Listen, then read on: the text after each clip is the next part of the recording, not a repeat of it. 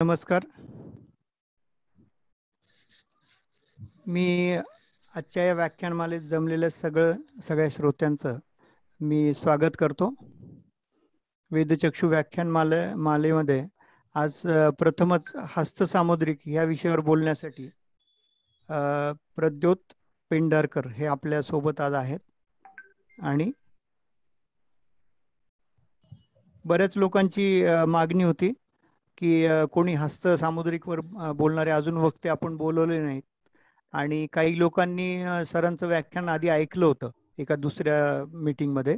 तर त्यांनी मला आवर्जून सांगितलं की ह्या सरांना आपल्याला बोलवायचंच आहे. तर त्यांना वेळ नसतो, तसं त्यांचे क्लासेस आणि कन्सल्टेशन खूप चालू असतं, बिझी असतात ते. पण सरांनी आपल्याला त्या सगळ्या व्यस्त दिनचर्येमधून वेळ दिलेला आहे. तर त्याबद्दल मी त्यांचं आभार मानतो.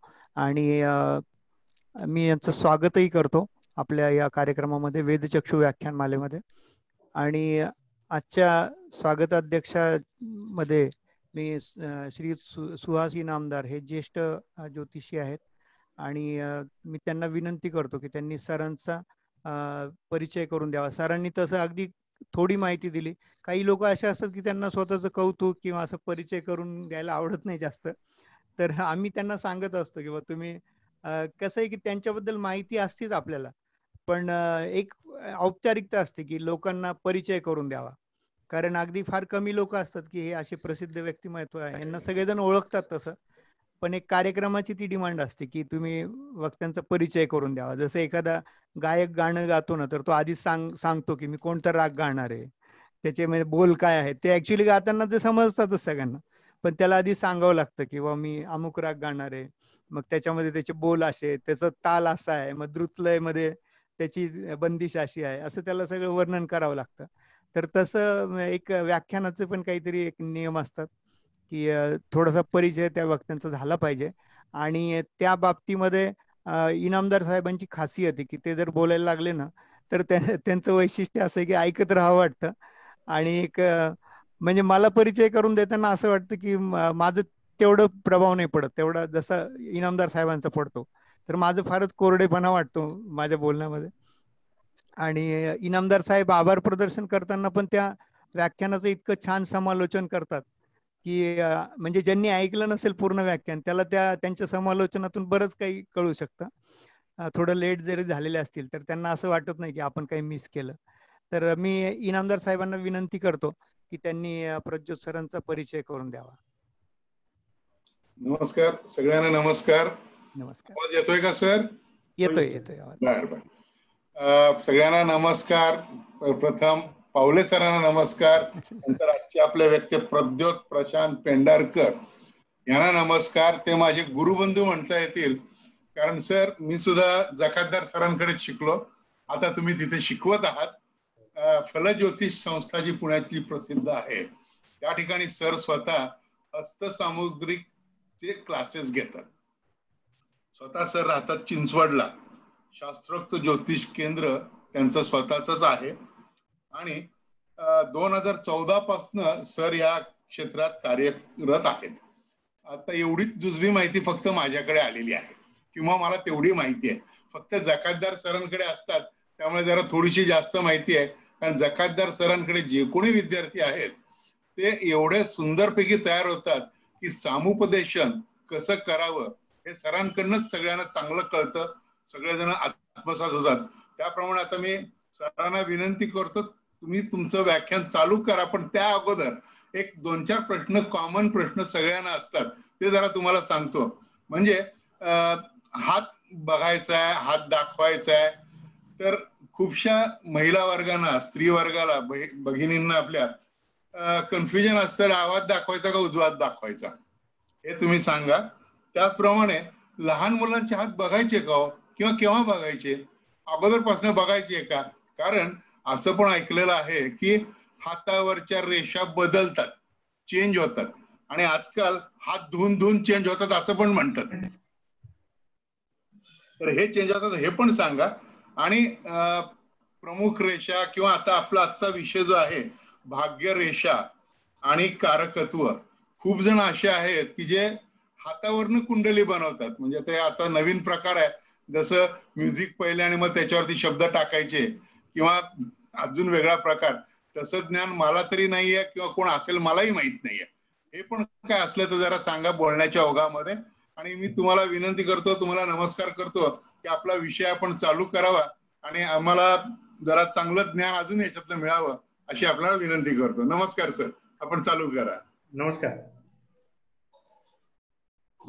आवाज येतोय? हो येतोय. येतोय सर आवाज. सर्वप्रथम उज्ज्वल पावले सरांचे आभार. त्यांनी मला हे व्यासपीठ मिळवून दिलं, इथे मला माझे विचार मांडण्याची मला संधी दिली.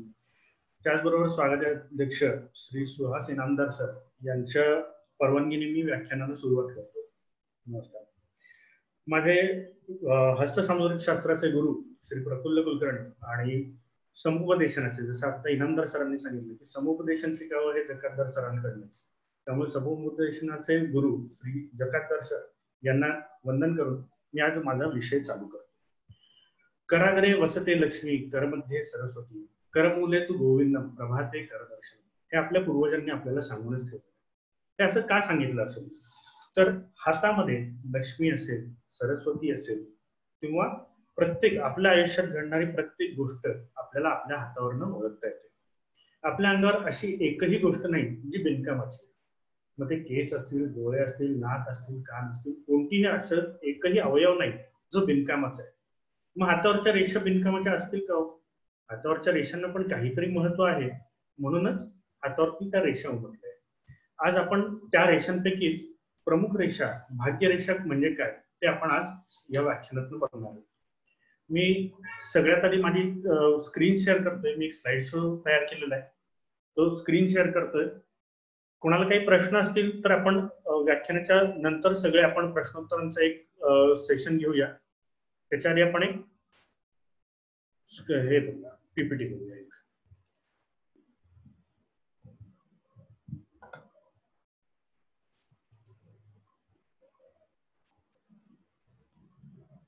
सगळ्यांना स्क्रीन दिसते माझी? हो दिसते सर. ओके. आता सर्वात पहिले आपण बघणार आहोत की आज आपल्या व्याख्यानात आपण काय काय गोष्टी बघणार आहोत. तर सर्वप्रथम आपण बघणार आहोत भाग्यरेषा म्हणजे काय. त्याच्यानंतरचा विषय असणार आहे भाग्यरेषेचं उगमस्थान आणि त्याचे कार्यकर्ते. त्याच्यानंतर असणार आहे कालमापन. सगळ्या गोष्टी आपल्याला बघता येतील हातावरनं. घर कधी होणार, नोकरी कधी लागणार, नोकरी कधी बदलणार, पैसे कधी येणार, पण त्याचं कालमापन जे आहे ते सर्वात महत्वाचं आहे आणि ते आज तुम्हाला खूप चांगल्या पद्धतीने इथे समजणार आहे. तुम्ही स्वतःचे हात आरामात तुम्ही वाचू शकणार आहात आणि तुमच्या हातावरचे योग या अर्ध्या तासाच्या लेक्चर मध्ये आपल्याला आरामात बघता येणार आहे. याच्या पुढचा विषय असणार आहे नोकरी, व्यवसाय का सरकारी नोकरी. स्थावर मालमत्ता, आर्थिक प्रगती, अडचणी या कधी येणार, कधी माझं घर होणार, हे सगळे प्रश्न आपण या मुद्द्यामध्ये बघणार आहोत.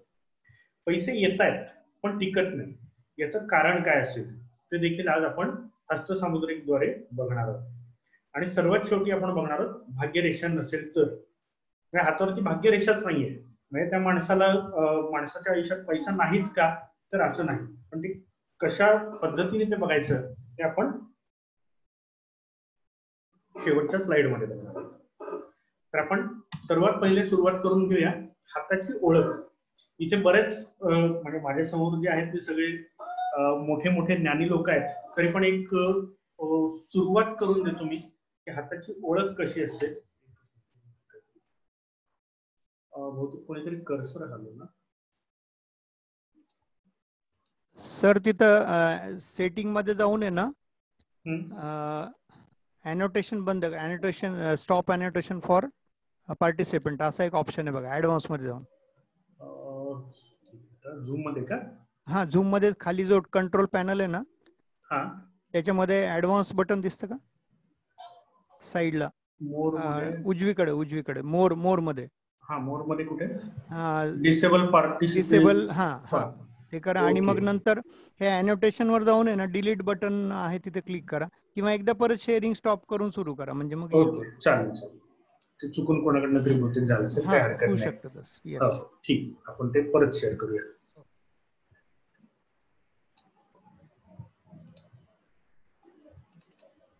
ओके.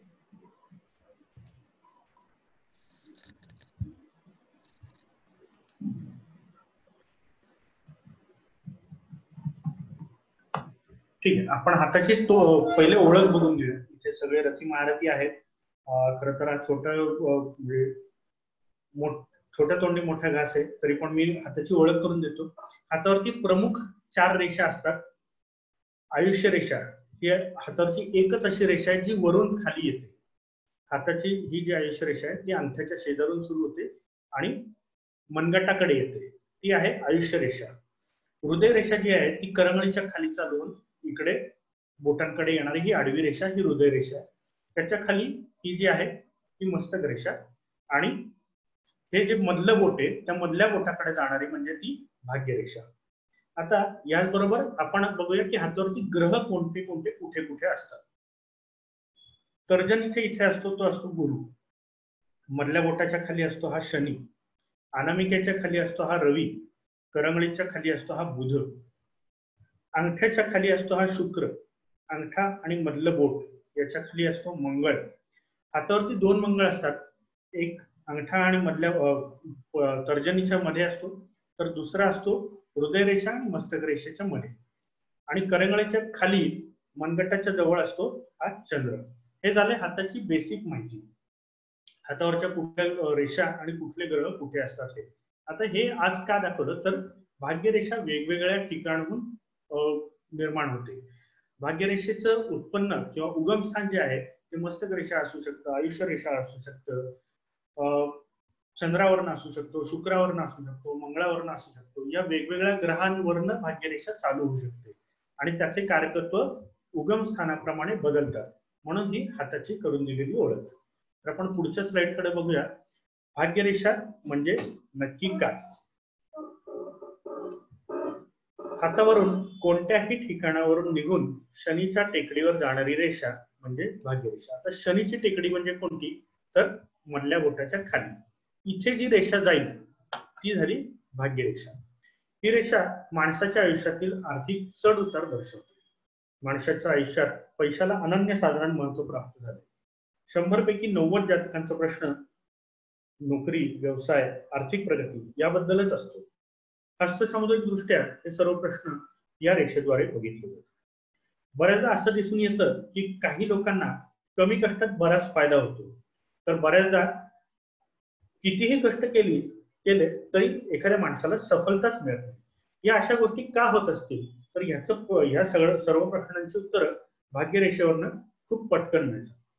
कधी कधी वयाच्या एका टप्प्यापर्यंत अतिशय श्रीमंत असलेली व्यक्ती अचानक नुकसानीत जाते किंवा एखादी व्यक्ती साधारण आयुष्य जगत असते पण अचानकच तिला खूप फायदा मिळतो. या गोष्टी आपल्याला भाग्यरेषेनुसार खूप सहजपणे बघता येतात. जातकाचा प्रतिकूल काळ हातात दाखवत असेल अशा वेळी जातकाला काळजी घ्यायला सांगायची आणि त्याच्या हातावरील अनुकूल काळात प्रयत्नांची पराकाष्ठा करून त्याला यश गाठण्यात मदत करायची. आपल्याला म्हणजे दृष्ट्या खूप आपल्याला येतं. आता मी जसं मगाशी म्हटलं की भाग्यरेषेचं उगमस्थान आणि त्याचं कारकत्व. प्रत्येक भाग्यरेषा ज्या ज्या वेगवेगळ्या ठिकाणून उगम पावते त्याचं एक वेगळं कारकत्व असतं. तर ते आज आपण कारकत्व इथे बघणार आहोत. पहिली आपण भाग्यरेषा बघूया जी आयुष्य रेषेतून सुरू होते. आयुष्य रेषेतून सुरू होणारी भाग्यरेषा ही सर्वोत्तम मानली जाते. व्यक्तीला भाग्य प्रचंड मिळते. त्याच्या बरेचसे असे चान्सेस असतात की वडिलोपार्जित जमीन, वडिलोपार्जित व्यवसाय किंवा वडिलोपार्जित जागेचे भाडे यातून अशा भाग्यरेषा असलेल्या व्यक्तीला धनलाभ खूप जास्त होतो. दुसरा प्रकार आहे मणिबंधातून येणारी भाग्यरेषा. ही भाग्यरेषा देखील खूप जास्त चांगली आहे, परंतु याचा एकच ह्या भाग्यरेषेमध्ये असतं की जोवर ही आयुष्य रेषेपासून वेगळी होत नाही तोवर ती पैसा देत नाही. म्हणजे साधारणतः पुढे आपण कालमापन बघूच, पण साधारण हे जे वय आहे ते भाग्यरेषेचं साधारण एक 26-27 वय, म्हणजे 26-27 वर्षापर्यंत त्या व्यक्तीला पैसा मिळणार नाही किंवा त्या व्यक्तीला असा भरपूर असा पैसा त्याच्या हातात टिकणार नाही. पण जशी ही रेषा आयुष्य रेषेपासून लांब जाईल म्हणजे साधारण ह्या भागापासून ती जशी वेगळी जाईल तसं त्या व्यक्तीच्या आयुष्यात पैसा भरपूर प्रमाणात यायला लागेल. तिसरा प्रकार आहे चंद्रग्रहावर. चंद्रग्रहावरून येणारी भाग्यरेषा जी आहे ती कोणाला कोणाच्या तरी मदतीने, बऱ्याचदा असं होतं की कॉलेजमध्ये जे हे येतात, कंपन्या येतात, त्या कंपन्यांमध्ये सिलेक्शन होतं किंवा काही कुठल्या सिलेक्शन ऑफिसेस असतात, त्यांच्या रिक्रुटमेंट एजन्सीज असतात, त्यांच्या थ्रू लागणारे जॉब किंवा कोणाच्या ओळखीने लागणारे जॉब हे चंद्रग्रहावरनं येणारी भाग्यरेषा सुचवते. बऱ्याचदा असं होतं, जर ही व्यक्ती जॉब जरी करत नसेल तरी त्याला जे काम मिळतं, मग व्यवसायात त्याला जे काही काम मिळेल ते त्याच्या ओळखीने मिळतं, तेव्हा ओळखून जाऊ की त्याची भाग्यरेषा ही चंद्रग्रहावरनं येणारी आहे. जसं आपण मगाशी बघितलं की हातावरती 2 मंगळ आहेत, एक अंगठा आणि तर्जनीच्या मध्ये आणि दुसरा हृदयरेषा आणि मस्तकरेषेच्या मध्ये. त्यामुळे मंगळ ग्रहावरनं येणारी भाग्यरेषा ही 2 प्रकारे आम्ही दाखवलेली आहे. जेव्हा मंगळ ग्रहावरून भाग्यरेषा येते तेव्हा एखादे कोणते तरी जनसामान्यांना किंवा सामान्य लोकांना जमणार नाही किंवा पटणार नाही किंवा त्यांच्या बुद्धीला ते झेपणार नाही अशा पद्धतीने येणारा पैसा, मग तो एखादा पोलीस फोर्स मधला माणूस असेल किंवा मिलिटरी मधला माणूस असेल किंवा आर्म्स मध्ये डील करणारा एखादा माणूस असेल, काही जण कराटे क्लासेस असतील किंवा एखाद्या शौर्याच्या गोष्टीतनं मिळणारा पैसा हा मंगळ ग्रहावरनं दिसतो, कारण मंगळ हा शौर्याचं प्रतीक आहे. त्यामुळे त्याच्यावरनं येणारी भाग्यरेषा जी आहे ते कुठल्या तरी शौर्य कर्मातनं मिळणारा पैसा दर्शवते. 5वी भाग्यरेषा आहे शुक्र ग्रहावरनं येणारी भाग्यरेषा. आता शुक्र ग्रहावरनं येणारी भाग्यरेषा काय दर्शवते, तर स्त्रीकडून होणारा धनलाभ किंवा सासूरवाडीतनं होणारा धनलाभ हे शुक्र ग्रहावरनं आपल्याला बघता येते. 6वा भाग आहे मस्तक रेषेतून येणारी भाग्यरेषा. कालमापनात कळेलच, मस्तक रेषेवर जेव्हा भाग्यरेषा येते तेव्हा ती व्यक्तीच्या 35व्या वर्षानंतर धनप्राप्ती दर्शवणारी ती रेषा आहे. आता आपण बघूया कालमापन. आता मी मगाशी सांगितलं की मस्तक रेषेवर येणारी भाग्यरेषा ही वयाच्या 35 नंतर पैसा देते. 35 नंतर का, तर भाग्यरेषेचं कालमापन करताना ती मस्तक रेषेला जिथे छेदते ते भाग्यरेषेचं 35 हे वय पकडले आणि हृदय रेषेला जिथे छेदते तिथे त्या भाग्यरेषेचं 55 वय पकडलं जातं. म्हणजे जेव्हा मस्तक रेषा आणि हृदय रेषा यातलं अंतर जेव्हा आपण काढू ते साधारण 20 वर्षाचं अंतर असतं आणि त्याच्यामध्ये त्याचं सेंटर जेव्हा काढतो तेव्हा ते 45 असतं. साधारण या 3 पॉइंटर्स द्वारे आपल्याला भाग्यरेषेवरती होणारे सगळे जे मुद्दे आहेत, मग ते घर कधी होणार, माझा जॉब कधी चांगला लागणार, मला कर्ज आहेत ते कधी फेडणार, माझी चांगली आर्थिक प्रगती कधी होणार, हे सर्व प्रश्न या पद्धतीने कालमापनाद्वारे तुम्ही काढू शकता. आता आपण बघणार नोकरी, व्यवसाय का सरकारी नोकरी. बरेच जण प्रश्न विचारतात, म्हणजे आता इथल्या सर्व ज्योतिषांना हा अनुभव असेल की लोक विचारतात मी नोकरी करू का व्यवसाय करू, किंवा नोकरी असेल तर मला सरकारी नोकरी मिळेल का, तर ते कसं बघायचं. नोकरी जेव्हा येते तेव्हा भाग्यरेषा शक्यतो इथे भाग्यरेषेमध्ये बदल दिसतोय सगळ्यांना, तो बदल 99% लोकांच्या हातावरती दिसतोच. असं का होत असेल, तर आत्ताची जीवनशैली जी आहे त्याच्यामध्ये जॉब लागला की पहिला स्विच हा 2 वर्षात झालाच पाहिजे तरच माणसाची प्रगती होते, ही आता टेंडन्सी झालेली आहे. आधीचं जर तुम्ही काळ बघितला तर एकाच कंपनीत लागायचं, त्याच कंपनीत पूर्ण आयुष्य काढायचं आणि तिथूनच रिटायर्ड व्हायचं. तर आजकाल तशी हे राहिलेली नाहीये. आजकाल नोकरी म्हणलं की त्याच्यात बदल हे होतातच. त्यामुळे हे असा बदल असेल तर शक्यतो माणसाला व्यवसाय करायला सुचवू नये. अशांना नोकरी करा किंवा सरकारी नोकरी अशा लोकांना सुचवू नये, अशा लोकांनी नोकरीच करावी. आता दुसरा प्रकार आहे सरकारी नोकरी. सरकारी नोकरीमध्ये एकदा तुम्ही लागलात की रिटायरमेंट पर्यंत तुम्हाला शक्यतो काहीच बदल घडत नाही. त्यामुळे ज्यांच्या हातावरती ही सरळ रेषा असेल, जिथे कुठेही मध्ये तुटलेलं नाहीये, काही छेद नाहीये किंवा काही अडचण नाहीये, अशा लोकांनी सरकारी नोकरीचा नक्की प्रयत्न करावा. त्यांना सरकारी नोकरी लागण्याचे चान्सेस प्रचंड जास्त असतात. आता तिसरा प्रकार आहे व्यवसाय. व्यवसायात देखील बदल आहे, अडचणी आहेत. व्यवसाय करावा का नोकरी याच्यातला फरक कसा ओळखावा? तर ज्या लोकांना बुध रेषा आहे, आता हा आहे बुध ग्रह, तर आयुष्य रेषेतनं बुधपर्यंत जाणारी जर रेषा असेल त्याला बुध रेषा म्हणतात. ती पूर्णच पाहिजे असं नाही, ही रेषा साधारण इथपर्यंत मस्तक रेषेच्या पुढपर्यंत जरी गेली असेल तरी ती बुध रेषाच आहे असं समजा. आणि अशी रेषा ज्या लोकांना आहे त्यांनी व्यवसायात नक्की प्रयत्न करावा, त्यांना नक्कीच यश मिळतं. व्यवसायात देखील जसं मगाशी आपण नोकरीत बघितलं तसे बदल आहेत, काही अडचणी असतात, पण बुध रेषा असेल तर त्यांना व्यवहार ज्ञान किंवा व्यवसायाचे ज्ञान हे प्रचंड जास्त असते. त्यामुळे अशा लोकांनी नक्कीच व्यवसाय करावा. आता बऱ्याच जणांचा प्रश्न असतो की माझी आर्थिक प्रगती कधी होणार किंवा माझा इन्कम सोर्स कधी वाढणार किंवा माझ्या हातात मी नोकरी करून व्यवसाय करू शकतो का, हे असे प्रश्न बरेच असतात. तर जेव्हा हातावर एकापेक्षा अधिक भाग्यरेषा असतात तेव्हा त्यांना एकापेक्षा अधिक इन्कम सोर्स असतात. एखादा नोकरी करणारा व्यक्ती तुमच्याकडे आला आणि त्याने विचारलं की मी नोकरी करून व्यवसाय करू शकतो का, तर पहिले त्याला त्याचं वय विचारायचं आणि त्या वयात त्याला अजून एखादी नवीन भाग्यरेषा निर्माण झालेली आहे का ते बघायचं. जर हे आता वय जर आपण काढायचं तर हे साधारण आहे 29च्या आसपास. जर व्यक्ती माझ्याकडे 28च्या आसपास आली आणि मला विचारलं की मला नोकरी सांभाळून व्यवसाय करायचा आहे तर मी करू शकतो का, आणि त्याच्या हातावर ही 29 पासून भाग्यरेषा नवीन आहे, अशा वेळेस मी त्याला ठामपणे सांगू शकतो की तू 29व्या वर्षी व्यवसाय चालू कर, तुला त्याच्यात यश नक्की मिळेल.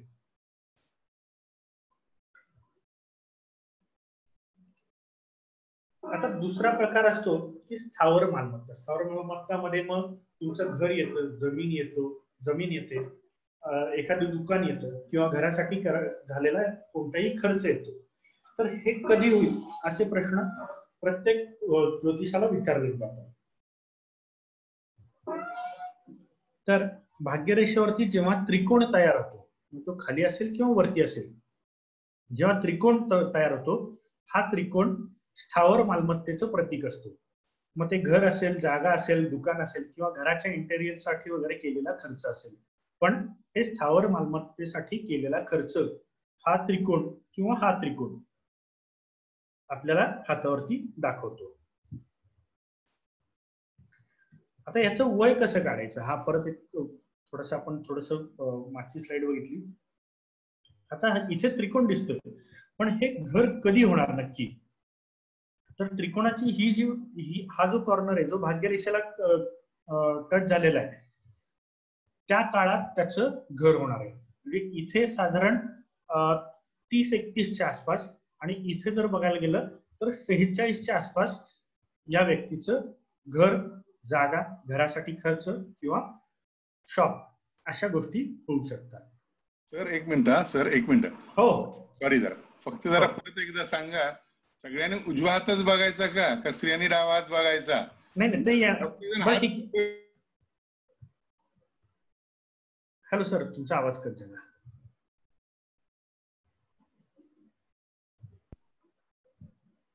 हॅलो, हा बोला. हा, आता उजवा हात का डावा हात हा विषय जो आहे तो प्रत्येकाने खरं तर दोन्ही हात बघितले पाहिजे. प्रत्येकाचा ऍक्टिव्ह हँड जो असतो त्याचा जवळपास ऍक्टिव्ह हँड म्हणजे समजा रायटी माणूस असेल तर त्याचा उजवा हात हा बघावा आणि जर लेफ्टी असेल तर डावा हात बघावा. स्त्रियांचा किंवा पुरुषांचा दोघांचाही ऍक्टिव्ह हात बघावा. दोन्ही हातांना समान वॅटेज आहे. म्हणजे समजा आपण डाव्या हातावरती एखादी गोष्ट आहे आणि उजव्या हातावरती ती नाही तर 30% चान्सेस आहेत ती गोष्ट घडण्याची.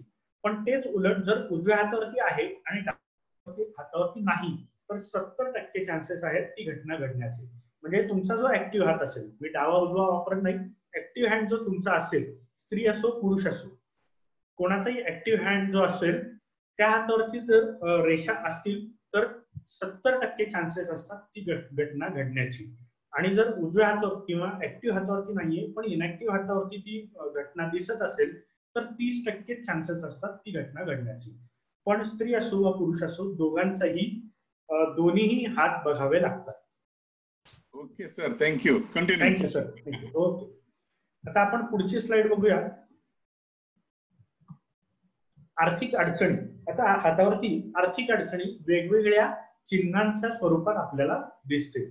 आता यव म्हणजे काय तर गव्हाच्या आकाराचा दाणा, म्हणजे गव्हाच्या दाण्याचा आकार जर भाग्यरेषेवरती असेल तर त्या व्यक्तीला त्या काळामध्ये भरपूर जास्त प्रमाणात आर्थिक अडचणींना सामोरं जावं लागतं. आता परत आपण एकदा याचं वय काढून बघूया. याचं वय काय असणार आहे, साधारण 30च्या आसपास ते 38-39च्या पर्यंत, म्हणजे 30 ते 38 या व्यक्तीला आर्थिक अडचण असू शकते. आता पुढचे चिन्ह आहे चौकोन. चौकोन म्हणजे काय तर ही एखादी गोष्ट बांधून ठेवतो. चौकोन काय असतं, चौकोनाला 4 बाजू असतो आणि त्याच्या आतमध्ये एखादी गोष्ट बांधून ठेवली जाते. तर या माणसाला चौकोनाचं ही बाजू ते चौकोनाची खालची बाजू ह्या वयामध्ये आर्थिक अडचणींना सामोरं जावं लागू शकतं.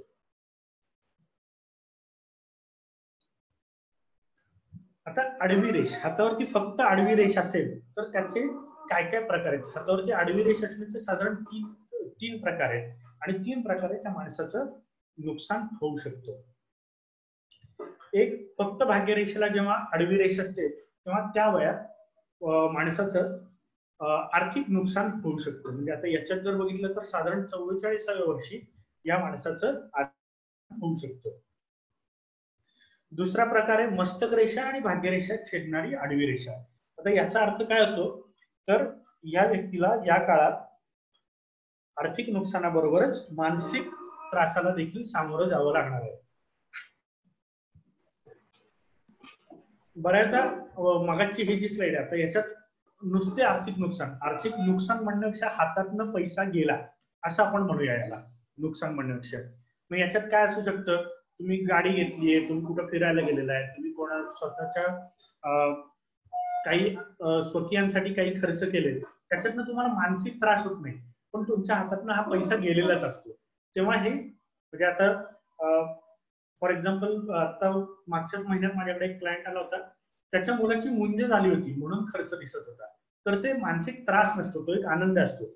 त्यामुळे जेव्हा नुसती आडवी रेषा असते तेव्हा काहीतरी कुठल्या तरी चांगल्या गोष्टीसाठी खर्च हा आपल्याला इथे दिसू शकतो. आता मगाशी आपण एक त्रिकोण बघितला होता घर होण्यासाठी, त्याच्यात आणि ह्या रेषेमध्ये फरक आहे. तो फरक नीट बघून घ्या. जेव्हा तो त्रिकोण असतो, परत एकदा दाखवतो तो त्रिकोण, इथे हा त्रिकोण बघा, याला हा मस्तक रेषेला छेदून किंवा भाग्यरेषेला छेदून पुढे गेलेला नाहीये. छेदून गेला असेल तर त्याचं कारकत्व वेगळं होतं आणि छेदून गेला नसेल तर ते स्थावर मालमत्ता दाखवतं. पण आत्ताच्या स्लाइड मध्ये आपण बघतोय ही भाग्यरेषे आणि मस्तक रेषेला ही आडवी रेषा छेदून गेलेली. म्हणजे काय तर ह्या काळात या व्यक्तीला काहीतरी आर्थिक तोटा असा झालेला आहे ज्याच्यामुळे त्याला मानसिक त्रास पण झालेला आहे. याच्यात बऱ्याचदा असं होऊ शकतं की हॉस्पिटलायझेशन असू शकतं, दुसऱ्याचं, स्वतःचं हॉस्पिटलायझेशन नाही, कोणत्या तरी जवळच्या व्यक्तीचं हॉस्पिटलायझेशन असू शकतं ज्यामुळे मानसिक त्रास पण होतोय आणि आर्थिक नुकसान पण होतं. अजून एक प्रकार याच्यात येतो भाग्यरेषा, मस्तक रेषा आणि आयुष्य रेषेला आडवी जाणारी रेष. तर याच्यात काय होतं, समजा ती व्यक्तीच आजारी पडली आहे, त्या व्यक्तीचा ऍक्सिडेंट झालेला आहे, ती व्यक्ती ऍडमिट झालेली आहे, अशा वेळेस आयुष्य रेषा, मस्तक रेषा आणि भाग्यरेषा या तिन्हीला छेदणारी रेषा तयार होते. आता ही अशी का होते तर त्या व्यक्तीच्या आयुष्याला पण काहीतरी धोका निर्माण झालेला असतो, त्या व्यक्तीच्या अकाउंट मधला पैसा गेलेला असतो आणि त्या व्यक्तीला मानसिक त्रास सुद्धा या काळात झालेला असतो. त्यामुळे ही अशी आडवी रेषा असेल तेव्हा हे तिन्ही त्रास त्या व्यक्तीला संभवतात. नक्षत्र, हातावरती जर नक्षत्र असेल तर मी म्हणेन की चौकोन आणि आडवी रेषा याच्यापेक्षा जास्त त्रासदायक हा नक्षत्र आहे. कारण हे नक्षत्र त्याचा पूर्ण काळ जो आहे ते म्हणजे त्याचा काळ जो आहे तो खूप जास्त काळ आहे आणि तेवढा काळ तो त्रासदायक तिथे ठरतो. आता आपण बघूया की पैसे येत आहेत पण टिकत नाही. बऱ्याच जातकांचे प्रश्न असतात, मी भरपूर पैसा कमवतो, माझ्याकडे भरपूर पैसा येतो, पण महिन्याच्या शेवटी माझ्याकडे पैसेच नसतात, मला दुसऱ्या कोणाकडनं तरी पैसे घ्यावे लागतात. आता हे का होत असेल? तर त्या व्यक्तीला कुठर रेषा असण्याची शक्यता खूप जास्त असते. आता कुठर रेषा म्हणजे काय? तर भाग्यरेषेला समांतर असणारी पण खूप जवळून जाणारी एक रेषा. आता मगाशी आपण एक आधीची परत एक स्लाइड दाखवतो तुम्हाला, ज्याच्यात 2 भाग्यरेषा दाखवलेल्या आहेत. आता हे बघा तुम्ही, मी काय सांगितलं होतं, आर्थिक प्रगतीला ही अशी रेषा दिसते. तर याच्यात काय होतं, ह्या भाग्यरेषांमध्ये अंतर असतं. त्या पॅरलल असू शकतात, त्या आडव्या असू शकतात, कशाही असू शकतात, पण त्याच्यामध्ये अंतर असतं. तेच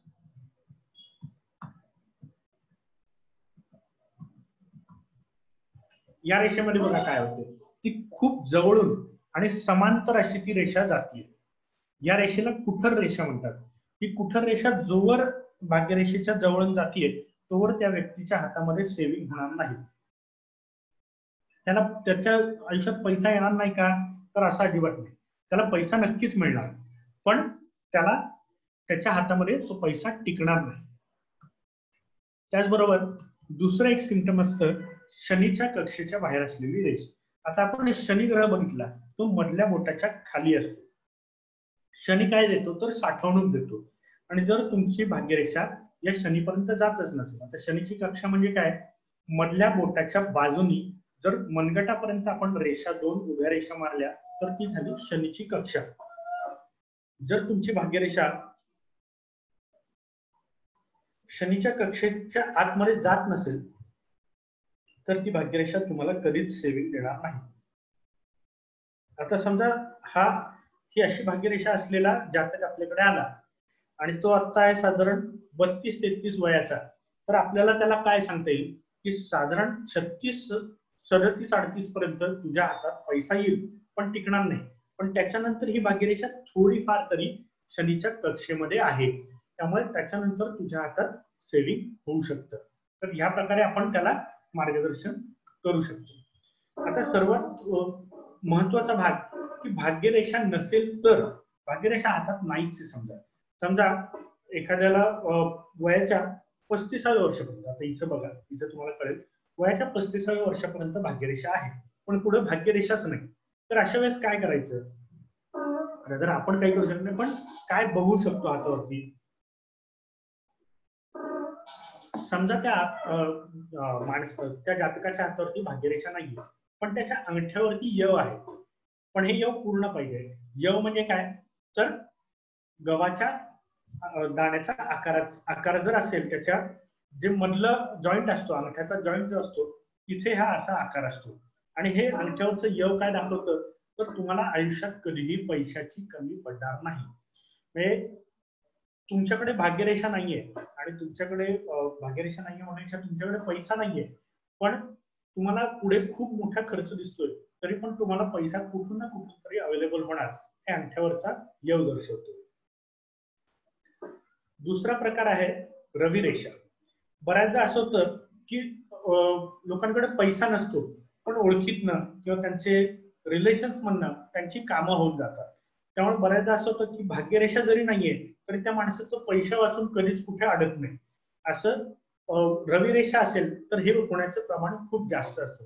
कारण रवी रेषा काय देते तर मान सन्मान देते, जनसन्मान देते. त्यामुळे अशी समजा भाग्यरेषा नाहीये आणि रवी रेषा आहे तरी माणसाचं आयुष्य सहजरित्या तो पार करू शकतो. तर हे आज मी जे सांगितलं ते भाग्यरेषेवरती तुम्हाला मी जे काही ह्या 6-7 वर्षाच्या अनुभवातून जे काही शिकलेलो आहे, माझ्याकडे जे काही जातक येतात त्यांच्या हातांवर मी जे अनुभवतो त्या गोष्टी मी सांगितल्या आहेत. यातल्या बऱ्याचशा गोष्टी तुम्हाला पुस्तकात देखील सापडणार नाही. त्या केवळ आणि केवळ माझ्या गुरूंनी मला दिलेल्या आहेत आणि माझ्या अनुभवाने मी त्या डेव्हलप करून त्या मी आज तुमच्या समोर मांडलेल्या आहेत. धन्यवाद. कोणाला काही प्रश्न असतील तर आपण प्रश्नोत्तरांचं सेशन बघूया. त्याच्या आधी सरांचा एक प्रश्न होता की कोणत्या वयात हात बघावा, डावा हात का उजवा. डावा हात का उजवा त्याचं मी तुम्हाला उत्तर दिलंच, पण आता आपण बघूया कोणत्या वयात हात बघावा. त्यांचं म्हणणं आज 1 ते 2 ठेवलं सर. हॅलो, बोला. हा राजेश मंडोरे सर आहेत, त्यांना काही प्रश्न विचारायचा आहे. विचारा सर. फक्त सरांनी एक प्रश्न विचारला होता कोणत्या वयात हात बघा, त्याचं उत्तर देतो आणि मग यांचा प्रश्न बघूया. चालेल? हो चालेल सर. ओके. शक्यतो वयाच्या 12व्या वर्षानंतरच हात बघावा. हाताच्या रेषा बदलतात का? तर हो, हाताच्या रेषा नक्कीच बदलतात, पण प्रमुख रेषा बदलत नाही. म्हणजे आता आपण ज्या 4 रेषा बघितल्या त्याच्याच बरोबर विवाह रेषा पण, या प्रमुख रेषा बदलत नाहीत हातावरच्या, पण हातावरच्या ज्या प्रभाव रेषा असतात त्या दर 90 ते 92 दिवसांनी तुमच्या कृतीनुसार, तुमच्या आचरणानुसार, तुमच्या विचारांनुसार त्या नवीन येत असतात किंवा आधी असलेल्या जात असतात. त्यामुळे शक्यतो 12व्या वर्षापर्यंत हात बघू नये. जर काही अडचण असेल तर आधी हात बघितला तरी चालतो, पण जर काही अडचण नाहीये, फक्त त्याचं पुढचं भविष्य बघायचं तर 12व्या वर्षानंतर आपण हात बघावा. हा सर, मी राजेश बोलतो. नमस्कार सर. नमस्कार. फार छान बोललात आपण, फार चांगली उपयुक्त माहिती दिली. धन्यवाद. धन्यवाद. आयुष्य रेषेत विलीन होत असेल तर काय समजावं? काय परत एकदा? भाग्यरेषा आयुष्य रेषेत विलीन होत असेल. सर, भाग्यरेषा खालून चालू होते आणि वरती शनीच्या ग्रहापर्यंत जाते. तुमची भाग्यरेषा चालू कुठनं झाली ते जर तुम्ही मला सांगितलं तर ते आपल्याला आयुष्य रेषेत नक्की विलीन होतीये का आयुष्य रेषेतनं चालू होतीये ते आपल्याला कळू शकेल. खालून जाते एकदम, हा एकदम खालून मनगटाच्या जवळून जाते आणि आयुष्य रेषेमध्ये विलीन होते अशी दिसते ती राईटला. नाही सर, ती भाग्यरेषा नाही सर, कारण भाग्यरेषा ही शनीच्या उंचवट्याकडे जाणारी असेल तरच ती भाग्यरेषा म्हणतात. अच्छा, मग ते आयुष्य रेषेपासून एक रेषा शनीच्या उंचवट्यापर्यंत जाते. हा, आयुष्य रेषेतनं जेव्हा शनीच्या उंचवट्यापर्यंत जाते तेव्हा मी जे पहिला प्रकार सांगितला काही आयुष्य रेषेतनं येणारी भाग्यरेषा, ती भाग्यरेषा ती आहे. अच्छा, मग त्याच्याने काय? त्यात मी मगाशी सांगितलं ना की शक्यतो वडिलोपार्जित जमीन असू शकते, घर असू शकतं, किंवा वडिलोपार्जित व्यवसाय असू शकतो. अशा गोष्टी आयुष्य रेषेतनं भाग्यरेषा जी निर्माण होते ती दर्शवते. अच्छा, थँक्यू सर. थँक्यू. हा बोला आहे सर. सर, एक विचारायचं आहे मला. तर हाताचा जो खोलगट भाग आहे तो म्हणजे कोणत्या ग्रहामध्ये? सर, तुमचा आवाज आपला हाताचा खोलगट भाग असतो ना माझे, तर तो चंद्र उंचवटाच येतो कसं आहे काय ते म्हणजे आम्ही अजून शिकतो, माझ्या लक्षात नाही तिथे. ओके, तुम्हाला चंद्र उंचवटा कोणता हे बघायचं आहे? चंद्र उंचवटा माहिती आहे, पण हाताच्या मध्ये खोलगट भाग असतो ना तो आपला. नाही, बेसिकली हाताचा खोलगट भाग जो होतो तो चंद्र आणि शुक्र उंचवटा जर मोठा असेल, चंद्र आणि शुक्र उंचवटा जर मोठा असेल तर हातावरती खड्डा तयार होतो.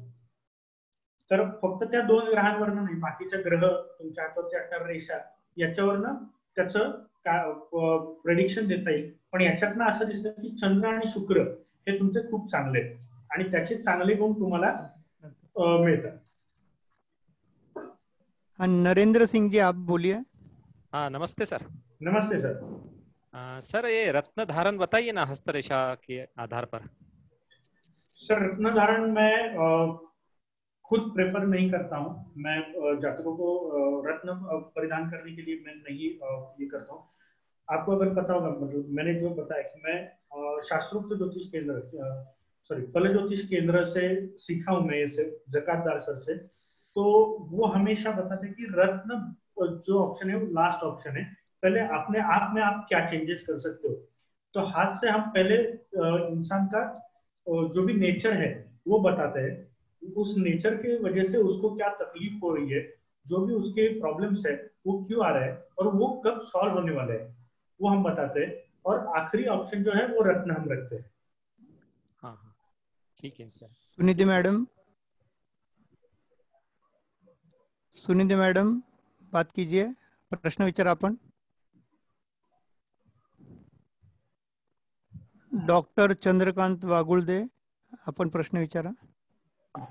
सर, भाग्यरेषेला कुठर रेषा आहे, पण तिच्यावर पताका आहे वरती शनिग्रहाजवळ, आणि परत आणखी त्या कुठर रेषेच्या लांब आणखीही एक रेषा आहे. 3 रेषा आहेत भाग्यरेषा. ओके. त्यापैकी कुठर रेषा आहे तिच्यावर पताका पण आहे, आणि रवी रेषा पण 3-4 आहेत. तर म्हणजे त्याच्यात काय असू शकतं? याचा अर्थ असा आहे सर, ज्या भाग्यरेषेला कुठर रेषा आहे, म्हणजे ज्या याच्यातनं आता तुम्ही सांगितल्याप्रमाणे 2 भाग्यरेषा तुम्हाला आहेत. हा, 3 भाग्यरेषा आहेत. तेव्हा त्यातलं एखादं इन्कम असं असेल ज्याच्यातनं तुम्हाला पैसे टिकणार नाही तुमच्या हातात, पण दुसरी भाग्यरेषा असेल तर ते कुठर रेषेचं कारकत्व कमी होतं आणि त्याच्यातनं मग पैसा टिकतो. आणि त्यात तुम्ही सांगता की जर पताका आहे, रवी रेषा आहे, तर हे तर खूपच छान लक्षण आहे. त्यामुळे पैशाची अडचण अशी तुम्हाला काही येणार नाही. बरोबर, नाहीच आहे. येस. तर ही पीपीटी शेअर करणार का सर? चालेल, करता येईल. पावले सरांकडे द्या, मग ते शेअर करू शकतील कदाचित. इथं अविनाश कदम सरांचा एक प्रश्न आहे की heartline starts from mount of Mercury, there is an dispute on this issue, can you please elaborate? तर डिस्प्यूट असा कधीच नाही म्हणलो मी. मंगळावरनं उलट जी भाग्यरेषा चालू होते ती शौर्य कर्मातून देणारा पैसा. शौर्य कर्म म्हणजे काय? ती व्यक्ती एखाद्या फोर्सेस मध्ये असू शकते, म्हणजे पोलीस मध्ये असेल, मिलिटरी मध्ये असेल, इव्हन फायर ब्रिगेड मध्ये असू शकेल. कोणतीही अशी कोणतेही असे इन्कम सोर्स ज्याच्यामध्ये तुम्हाला तुमच्या बुद्धीबरोबरच तुमचं शौर्य पण दाखवावं लागतं. हार्टलाईन, आय एम टॉकिंग अबाउट हार्टलाईन. नाही, आता आपण भाग्यरेषेचा हे घेतलेला आहे madam. Avinash Kadam sir, sorry, आपण आता जे विषय घेतलेला आहे ते भाग्यरेषेचा घेतलेला आहे, त्यामुळे आपण आता भाग्यरेषेबद्दल बोलूया. अश्विनी देशमुख मॅडम. तर चंद्रावरून गेली असेल भाग्यरेषा, पण मध्ये परत हे झालीये, परत सुरू झाली, असं जर मस्तक रेषेपर्यंत, हृदय रेषेपर्यंत, आणि तो शनीच्या उंजण असं मध्ये मध्ये गॅप करून शेजारून अशी रेष गेली असेल तर काय? अशा वेळेस त्यांच्या इन्कम सोर्स मध्ये काही ना काहीतरी त्या वयामध्ये बदल दर्शवतात. बर. जेव्हा जेव्हा वेगवेगळी झालेली आहे तेव्हा काही ना काहीतरी बदल घडलेले आहेत. शेवटपर्यंत असंच झालंय. पहिल्या 35 मध्ये तुम्ही म्हटले खालपासून पण गेले, परत तुटली, परत शेजारून दुसरी लगेचच सुरू झालेली, तिथूनच परत वरती तशीच झालेली आहे. ते त्या वयामध्ये काही ना काहीतरी त्यांना, आता जेव्हा तुटते भाग्यरेषा तेव्हा काही ना काहीतरी अडचण येते. पण त्याचबरोबर जर शेजारनं चालू झालेली असेल तर काहीतरी इन्कम सोर्स मध्ये बदल होऊन पुन्हा इन्कम सोर्स चालू होतो. अविनाश कदम सर, तुम्ही सांगाल का तुमचा प्रश्न? इथे जर म्हणजे तुम्ही चॅट मध्ये पाठवताय, पण त्यात जर काही कन्फ्युजन होत असेल तर तुम्ही बोलू शकाल का इथे, म्हणजे आपण तुमच्या प्रश्नाचं उत्तर बघूया. हा, मी त्यांना अनम्यूट केलंय, बोला सर. सर, तुम्ही जे म्हणालात बोलता बोलता की ती हार्टलाईन बुधा उंचवट्यावरून चालू होते, त्याच्याबद्दल मी तुम्हाला विचारतोय की तिथे बराच डिस्प्यूट आहे. बरेच लोक बोलतात की इथून गुरु किंवा शनी उंचवट्यावरून ती सुरू होऊन बुधावर संपते. ओके, त्याच्यामध्ये वेगवेगळे हे आहेत की हार्टलाईन नक्की सुरू कुठून होते, असाच प्रश्न आहे ना तुमचा? हो. हा, तर त्याच्यामध्ये बरेचसे डिस्प्यूट आहेत. काही भारतीय लोक म्हणतात की ती करंगळीच्या खालनं चालू होते. काही हे जे किरो वगैरे जर तुम्ही बघितलं तर त्यांच्या म्हणण्यानुसार ती चालू होते गुरु किंवा शनीच्या इथून ती चालू होते, असं बऱ्याच जणांचं मत आहे. पण माझ्या अनुभवानुसार ती सुरू झालेली असते करंगळीच्या खाली. Okay, yes, thank you. Mugdha madam, तुम्ही विचारा प्रश्न. नमस्कार सर, मला असं की आपण जे हस्तरेषा पाहतो ते डिरेक्टली हातावरनं पाहतात की त्याचं इम्प्रेशन घेऊन मग पाहिलेलं जास्त क्लिअर राहतात? हातावरनं पाहिल्यात, म्हणजे समोर जातक असेल तर हातावरनं पाहिलेलाच मी प्रिफर करतो.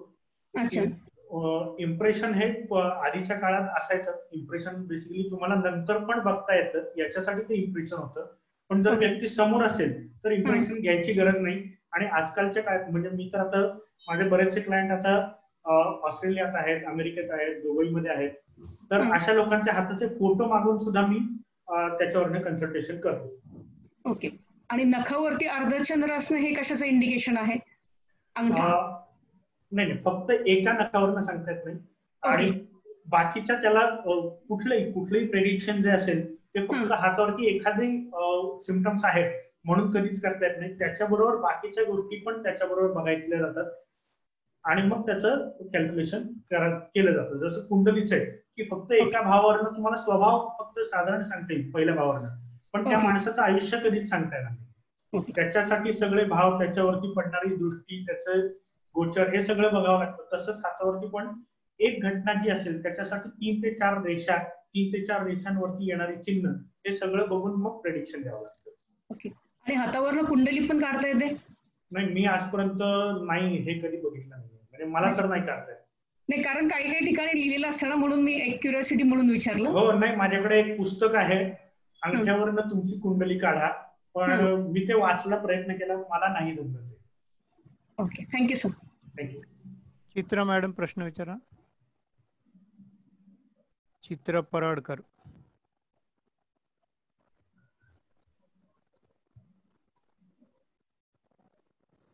रेवती मॅडम प्रश्न विचारा. सर, भाग्यरेषेच्या आजूबाजूला जर समजा फिशची चिन्ह असतील, फिश म्हणजे असेल आणि भाग्यरेषा शनी उंचवट्याला जाऊन तिथे जर फाटे फुटत असतील तर काय म्हणजे त्याचा अर्थ धरायचा? मत्स्य जे चिन्ह आहे ते खूप शुभ मानलंय, त्यामुळे ते हातावरती कुठेही असेल त्या त्या ग्रहाचं ते चांगलं फळ देतं आपल्याला. आणि जर भाग्यरेषा वरती त्रिशूळ होत असेल, जे तुम्ही पाटा म्हणलात त्याला आम्ही त्रिशूळ म्हणतो, बरोबर, त्रिशूळ होत असेल तर ते खूप चांगलं चिन्ह आहे. आयुष्यभर चांगल्या मार्गाने येणारा पैसा हे चिन्ह दर्शवतो. ओके, धन्यवाद. अपर्णा मॅडम. अपर्णा गोरे मॅडम प्रश्न विचारा. हा सर, नमस्कार सर. नमस्कार सर, मला असं विचारायचं होतं की तात्कालिक प्रश्न म्हणजे आता समजा कोणी जातक आला तर 10वी मी पास होईल का, किंवा किती टक्के मार्क्स पडतील, किंवा नोकरी मिळेल का, ही जी कालनिर्णय असतो हा आपल्याला हातावरून करता येतो का? आणि दुसरं म्हणजे सर, उजवा हात आणि डावा हात दोन्ही बघावे की म्हणजे लेडीज जेंट्स प्रमाणे उजवा डावा बघावा? ओके, हा प्रश्न आता खरं तर झालेला आहे, परत मी तुमच्यासाठी परत एकदा सांगतो. कोणत्याही जातकाचा, स्त्री असो वा पुरुष असो, त्याचा ऍक्टिव्ह हँड जास्त प्रेफर करावा. ऍक्टिव्ह हँड म्हणजे काय, तो जर रायटी असेल तर उजवा हात बघावा, लेफ्टी असेल तर डावा हात बघावा. पण दोन्ही हात चेक करणे हे जास्त गरजेचं आहे, कारण डाव्या हात किंवा इनॅक्टिव्ह हाताला 30% प्रेफरन्स दिलेला आहे. त्या हातावरती जर असेल, इनॅक्टिव्ह हातावरती जर घटना दर्शवत असतील तर त्या 30% घडण्याचे चान्सेस असतात, आणि जर ऍक्टिव्ह हातावरती असतील तर 70% त्या घटना घडण्याचे चान्सेस असतात. आता पुढचा तुम्ही भाग विचारला की तात्कालिक प्रश्न कसे बघायचे. तात्कालिक प्रश्न म्हणजे आता 10वीला किती टक्के पडणार आहे हा प्रश्न हातावरनं बघता येत नाही. प्रत्येक शास्त्राला जशा काही मर्यादा आहेत तशा हस्तसामुद्रिकला या मर्यादा आहेत की किती. आता माझ्याकडे पैसा येणार आहे पण किती येणार आहे याचं उत्तर हस्तसामुद्रिक शास्त्रात नाही, किंवा मला टक्के पडणार आहे, मी पास होणार आहे का हे नक्की बघता येईल, पण मला किती टक्के पडणार आहे या गोष्टी हातावरनं बघता येईल. Okay sir, thank you. देऊळकर साहेब. नमस्कार सर. नमस्कार. हॅलो सर, एक शंका होती. समजा एखाद्या जातकाच्या हातावर सर्व शंख असतील बोटावर, तर त्याची फलश्रुती कशा प्रकारची असेल काही सांगता येईल का? मी परत तेच सांगतो सर की फक्त हातावरती शंख आहे पण बोटावर, हो बोटावरती सर्व 10च्या 10 बोटांवरती शंख आहे. तुमच्या हातावरती बाकीची चिन्ह काय त्याच्यावरनं प्रेडिक्शन द्यावं लागतं. फक्त हातावरती शंख आहेत, हातावरती चक्र आहेत, हातावरती शुक्ती आहेत, याच्यावरनं पूर्ण माणसाचं प्रेडिक्शन देता येत नाही. त्याच्यासाठी त्याच्या सर्व रेषा पण बघाव्या लागतात. बरोबर आहे, पण 12 बोटावर शंख असं ह्याचं काही नाही का? नाही असं काही 10 बोटावर शंख असतील नुसते तर? हो, तर त्याचं काही म्हणजे फक्त तेवढंच आहे म्हणून खूप चांगलं आहे किंवा सगळीकडे शंख आहेत म्हणून वाईट आहे असं काही नाही. त्याच्या जोडीला खर तर शंख चक्र शुक्ती याला थोडस म्हणजे मी म्हणेन की पहिले आपल्याला रेषा, हाताचा आकार, हातावरचे ग्रह हे प्रमुख आहे, ते पहिले जास्त बघावे लागतील आणि त्याच्यामधनं नंतर मग शंख चक्र शुक्ती याच्याकडे वळावं लागतं. Okay sir, thank you. पाटील साहेब प्रश्न विचारा. नमस्कार सर. नमस्कार. हातावर द्विभार्या योग कसा दिसतो, कसे असतात त्या रेषा, ते असतात? ओके, आता हा खूप इंटरेस्टिंग विषय आहे. मी माझ्या पेजची मी इथं लिंक देतो. माझ्या पेजवरती जवळपास मी 40 ते 50 लेख लिहिलेले आहेत. याच्यात कोणता हात बघावा, हातावरती 2 विवाह रेषा असतील तर, भाग्यरेषा, अंगठा, अशा विविध विषयांवरती मी इथे लेख लिहून ठेवलेले आहेत. तुम्ही नक्की बघा. मी 1-2 मिनिटांनी त्याची लिंक इथे शेअर करतो. तर आता तुम्ही जो विचारला द्विभार्या योग, तर बऱ्याचदा असा प्रश्न येतो की माझ्या हातावरती 2 विवाह रेषा आहेत तर माझी 2 लग्न होणार का? तर तसं अजिबात नाही. 2 विवाह रेषा आहेत तर माझ्याकडे त्याचा फोटो मी परत एकदा स्क्रीन शेअर करतो तुम्हाला. एकच मिनिट फक्त मी तुम्हाला दाखवतो ते 2 विवाह रेषा म्हणजे काय तर मी तुम्हाला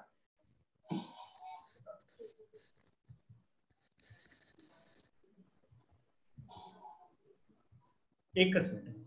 तर दुसरा कोणाचा प्रश्न असेल तर आपण करूया. मी या प्रश्नाचं उत्तर तुम्हाला फोटो दाखवून देतो, कारण काय नुसतं सांगण्यात काही तसं हे नाही. चित्रा मॅडम. हॅलो, विचारा सर. तिळाचं काय आहे? समजा उंचवट्यावर तीळ असेल, तीळ जर असेल, तिळाचे पण 2 प्रकार पडतात, एक डार्क आणि फेंट. फेंट असेल तर त्याचे कुठलाही तीळ हा त्रासदायकच, पण जर तो जेवढा डार्क असेल तेवढा तो जास्त त्रासदायक. Okay, thank you. थँक्यू.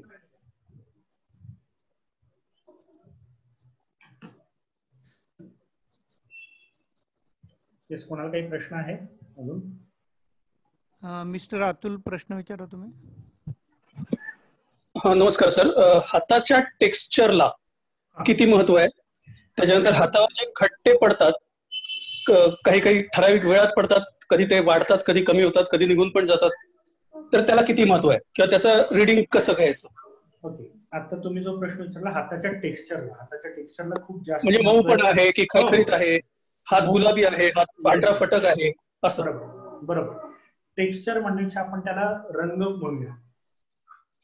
रंग असेल, कठोरपणा असेल, तो हात मुलायम असेल, तर त्याच्यावरनं त्या माणसाचा स्वभाव आणि त्याचं आरोग्य बघितलं जातं. त्याला भरपूर जास्त महत्व आहे.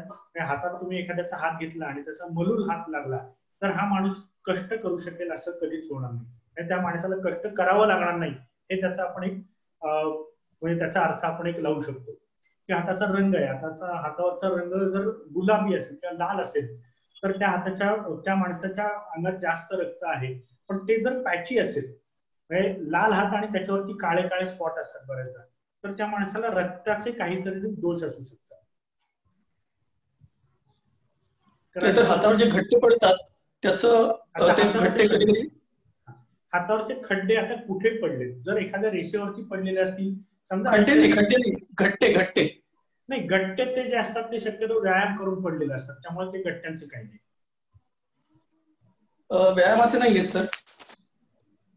माझ्या करंगळीच्या खाली एक गट्टा पडलाय. हो, करंगळीच्या खाली साधारण इथे असतात, हे इथे असणारे गट्टे ना. हो, ते गाडी चालवून किंवा काहीतरी गोष्ट बऱ्याच वेळा धरून असे इथे गट्टे पडतात, त्याला काही महत्व नाही. इथे पडणारे गट्ट्यांना काही नाही. अनफॉर्च्युनेटली मी गाडी पण चालवत नाही, कधी गाडी नाहीच आहे माझ्याकडे. हो, पण त्या गट्ट्यांना याच्यात हस्तसामुद्रिकमध्ये काहीच नाही. Okay, thank you. सविता मॅडम, प्रश्न विचारा. नमस्कार सर. नमस्कार. आपण आयुष्य याच्यावरून बघू शकतो का? दीर्घायू, मध्यायू, अल्पायू असं हाताच्या रेषेवरून बघता येतं का आयुष्य? बघता येतं, पण आम्हाला सांगितलेलं आहे की कोणाचंच आयुष्य बघायचं नाही. अच्छा. पूर्ण पात्री गुरुजी आपण प्रश्न विचारा. सर नमस्कार. नमस्कार. हस्तरेषावरून आपल्याला राशी ओळखता येते का? नाही, मला नाही ओळखता येत. म्हणजे बाकीच्यांना येत असेल माहित नाही, पण मला येत नाही. बरेचसे लोक हस्तरेषावरून तुमची तुला राशी सांगतात, कोणाची कन्या राशी सांगतात, असं म्हणून तर म्हणलं मला येत नाही. बाकीच्यांना येत असेल, पण ज्या गोष्टी नाही आहेत त्या ऍक्सेप्ट करायला काहीच हे नाही, मला ते जमत नाही. ठीक आहे सर, ठीक आहे सर, धन्यवाद. अनिता गंधे मॅडम प्रश्न विचारा. हॅलो, मला विचारायचं होतं की आयुष्य रेषा आणि भाग्य रेषा एकमेकांना छेदत असतील तर? काय काय? आयुष्य रेषा आणि भाग्य रेषा एकमेकांना छेदत असतील म्हणजे अंगठ्याच्या लेवलला ती छेदते. पण ती सुरू कुठून होती? सुरू मणिबंधावरून. भाग्य रेषा मणिबंधात नव्हती, पण आयुष्य रेषेच्या आतनं सुरू होत असेल तर ती शुक्रावरनं चालू होणारी भाग्य रेषा समजली जाते. हा म्हणजे सुरुवात होते तेव्हा ती अलीकडे आहे आयुष्य रेषेच्या, आणि ती छेदून मग शनीच्या उंचवट्याकडे जाते. बरोबर. शुक्रावरनं निर्माण होणारी भाग्य रेषा आहे. शुक्रावरून नाही होते, मनगटाजवळच होते. पण तो शुक्र ग्रह आहे, म्हणजे आयुष्य रेषेच्या आतमधला जो अंगठ्याच्या बाजूचा भाग असतो तो शुक्र ग्रह आहे. अच्छा, मग तेव्हा काय होतं? शुक्र ग्रहाचं मी सांगितलं ना की शक्यतो स्त्रीकडून होणारा किंवा सासूरवाडीकडून होणारा धनलाभ. नाही, तसं काही नाहीये. पण ती भाग्यरेषा बघावी लागेल मॅडम. असं नुसतं म्हणजे तुम्ही सांगितलं त्याच्यावर नाही सांगता येणार. आणि ते हाताच्या बोटांची पेर जी आहे ना ती एकदम ठळक आहे आणि त्यांच्यामध्ये गॅप आहे, म्हणजे य सारखं चिन्ह येतं पेरांच्या मुळे. तर मग काय असू शकतं? नाही, अंगठ्यावरच्या यवाला महत्व आहे, बाकीच्या हात बोटांच्या जॉईंट्सला तसा काही म्हणजे याच्यात उल्लेख नाही. ओके. अंगठ्यावर वाघोले सरांनी मगाशी एक प्रश्न विचारला होता, तो क्लिअर केलेला आहे की फक्त द्विभार्या योगाबद्दल विचारलेलं आहे. हातावरती 2 विवाह रेषा नसतील तर त्याचा काही प्रश्न नाही. तर द्विभार्या योग हातावरनं नक्कीच बघता येतो. तुमचं लग्नाचं वय, विवाहाचं वय हे देखील हातावरनं बघता येतं. दिलीप महाराज प्रश्न विचारा. दिलीप महाराज बोला. तुमचा माईक अनम्यूट केलेला आहे, परत तुम्ही म्यूट केला. विचारा प्रश्न, अनम्यूट करून प्रश्न विचारा. तुमचा माईक अनम्यूट करा, कारण आवाज येत नाही आम्हाला. हा बोला आता. केलाय सर. बोला. बघा, आयुष्य रेषेला टच होऊन बारीक एक रेषा भाग्य रेषेला टच झालेली आहे, त्याच्याविषयी काय सांगता येईल? तर असं नुसतं असं म्हणजे मला ती भाग्यरेषा समोर नाहीये, आयुष्य रेषा समोर नाही, त्यामुळे अशा गोष्टी नाही सांगता येणार. बरं, ठीक आहे. दुसरा प्रश्न आहे, शनी उंचवट्यावर 2-3 भाग्यरेषा समोर पॅरलल आहेत, त्याच्याविषयी काय सांगता येईल? शनी रेषेवरती जर एकापेक्षा जास्त भाग्यरेषा असतील तर उतरत्या काळात पैसे कमी असणं दाखवलं. कारण कोणत्याही याच्यावरती एक रेषा ही कायम चांगली आणि एकापेक्षा जास्त रेषा असणं हे म्हणजे थोडंसं अशुभ. पण फक्त त्या एका गोष्टीवरनं पूर्ण आयुष्याचं सांगता येणार नाही, पण शेवटच्या काळात थोडेसे पैसे खर्च जास्त होणार असं ते दर्शवतं. ती मॅडम प्रश्न जास्त होणार. आणि ती भाग्यरेषा जर चंद्रावून गेली तर कोणाच्या तरी ओळखीतनं तुम्हाला म्हणजे धनप्राप्ती होणार. हॅलो. हा प्रीती मॅडम प्रश्न विचारा. फक्त एकच प्रश्न विचारा कृपया, म्हणजे सगळ्यांना चान्स मिळेल. तर आयुष्य रेषा आणि मस्तक रेषा दोन्ही जॉईंट कुठेच होत नाहीयेत. हा सर, शक्यतो आपण भाग्यरेषेवरचे प्रश्न घेऊया, कारण मग प्रत्येक जण स्वतःच्या हातावरचे प्रश्न विचारतील असं होतील. एवढी शंका तर रेवती मॅडम प्रश्न विचारा. तर आपण गोचरीचं प्रमाण जेव्हा होतं तेव्हा त्या हातावरच्या रेषा बदलतात का? परत एकदा. हातावरच्या रेषा ज्या म्हणजे जेव्हा आपल्याला अपघात होणार आहे किंवा काही संकट येणार आहे तेव्हा हातावरच्या रेषा दाखवतात का, किंवा झाल्यावर ते चेंज होतात का, म्हणजे निघून जातात? हातावरच्या रेषा, प्रमुख रेषा बदलत नाहीत. हातावरच्या प्रभाव रेषा ज्या असतात त्या येतात आणि जातात. आणि दुसरा प्रश्न आहे की गोचरीचं भ्रमण आपल्या हातावरच्या रेषांनी बघता येतं का? प्रभाव रेषा ज्या आहेत त्या गोचर प्रमाणेच इथे प्रभाव रेषा गोचरी प्रमाणेच इथे काम करतात. तुमच्या आयुष्यात आत्ता तुमचा माईक म्यूट झाला सर, अनम्यूट करून बोला.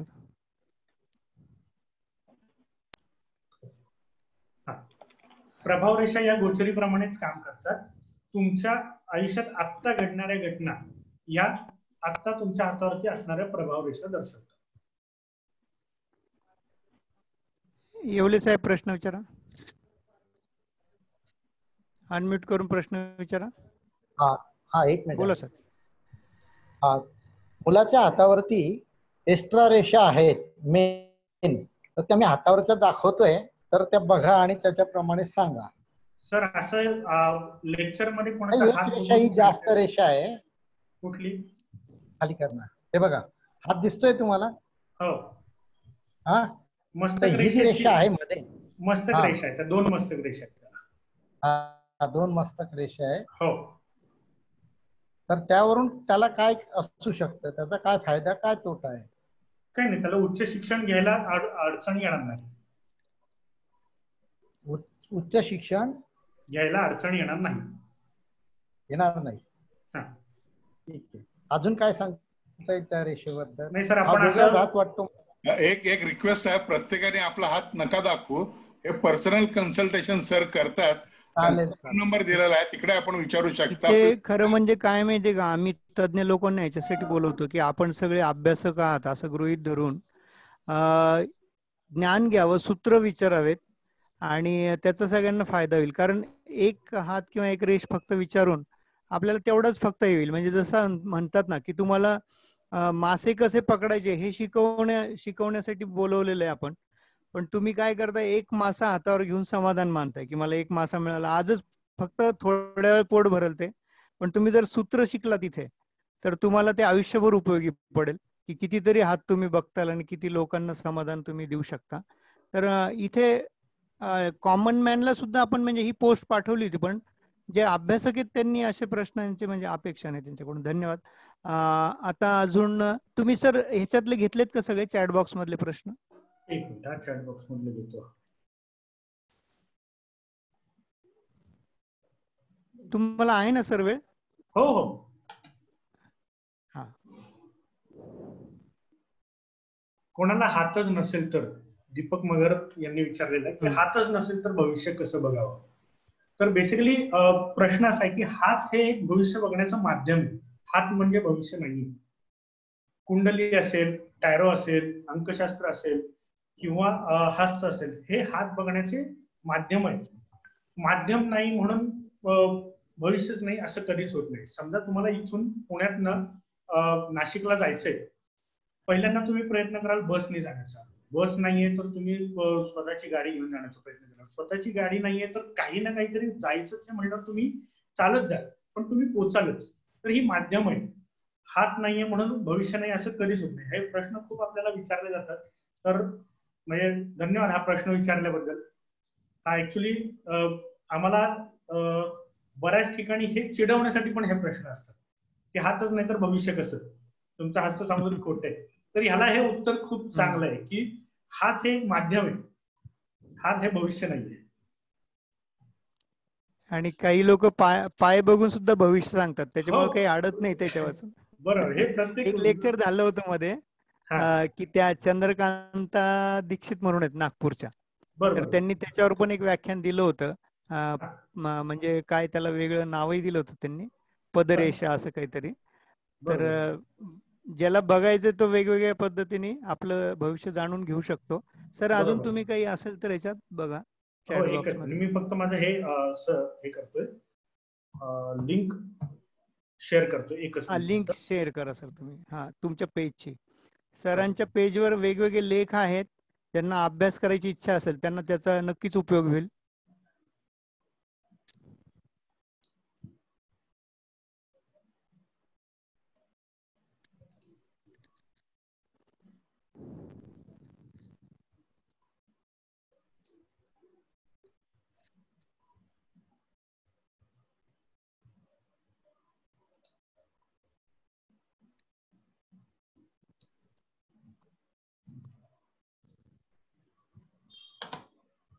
तुमचा सर फोन नंबर पण मी इथे टाकून देतो चॅट बॉक्स मध्ये. हो चालेल सर. आणि तुमचं एक कार्ड आहे माझ्याकडे, ते शेअर करतो मी डायरेक्ट. हो चालेल. हा, म्हणजे कोणाला पर्सनल कन्सल्टेशन हवं असेल तर अवश्य सरांना कॉन्टॅक्ट करावं, त्यांची अपॉइंटमेंट घ्यावी आणि पर्सनल कन्सल्टेशन आपण घेऊ शकता.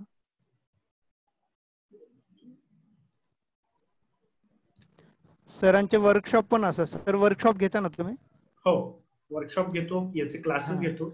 फलज्योतिष अभ्यास मंडळातर्फेच आपण याचे सगळ्याचे क्लासेस घेतो. अच्छा, तुम्ही पर्सनली नाही घेत का? नाही पर्सनली. अच्छा.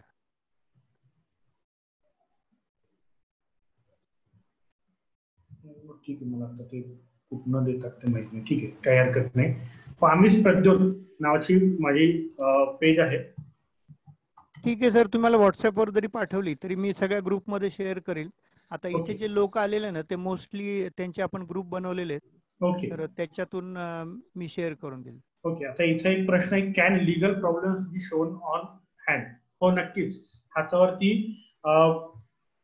कोणताही कोर्टासंबंधी जे काही हे असेल त्या हातावरनं खूप सोप्या पद्धतीने शोधता येतं. प्रभावी रेषांचा उगम व शेवट कुठून कुठे होतो ते समजावं. प्रभावी रेषांचा उगम आणि शेवट याला महत्व नाही. प्रभावी रेषा कुठल्या रेषेला कुठे छेदतायत ते जास्त महत्वाचं असतं. त्यामुळे त्यांचा उगम आणि शेवट हा बघितला नाही तरी चालतो. भाग्यरेषा मस्तक रेषेच्या आधीच संपते, पण भाग्यरेषा डावीकडे मस्तक रेषेच्या खालीपासून दुसरी एक रेषा वर जाते. ती दुसरी भाग्यरेषा समजावी का? हो, ती दुसरी भाग्यरेषा, जसं मी मगाशी सांगितलं की एक भाग्यरेषा संपून तुमची दुसरी चालू होती, म्हणजे काही ना काहीतरी बदल, इन्कम सोर्स मध्ये बदल त्याच्यात दर्शवतोय. मूठ आवळल्यावर करंगळी खाली रेष विवाह रेष. हो बरोबर, त्यालाच विवाह रेषा म्हणतात. दीपक मगर तुम्ही लिहिलंय, माझा प्रश्न घ्या, बघितलेला आहे आपण. सुनिधी मॅडम म्हणतात, आयुष्य रेषेतून गुरुकडे रेष गेल्यास काय फळ? आयुष्य रेषेतून गुरु रेषेत, आयुष्य रेषेतनं गुरुकडे जेव्हा रेषा जाते तेव्हा कोणत्याही कार्यामध्ये जेव्हा ती व्यक्ती हात घालते तेव्हा त्याला सफलता प्राप्त होते.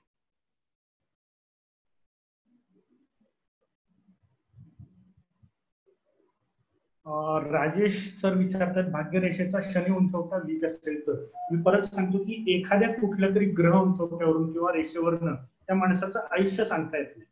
पण जर शनी उंचवटा वीक असेल, वीक म्हणजे नक्की काय? जर तो किचकट असेल, जर तो दबलेला असेल तर पैसे साठवणुकीकडे थोडासा अडचणी येऊ शकते.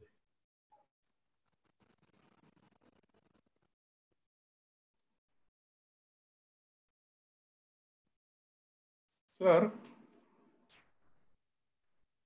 आहेत का सर? काय लिंक गेली आता? हॅलो, त्यांचं नेटवर्कचा प्रॉब्लेम दिसतो. येतील ते 2 मिनिटात, परत जॉईन होतील.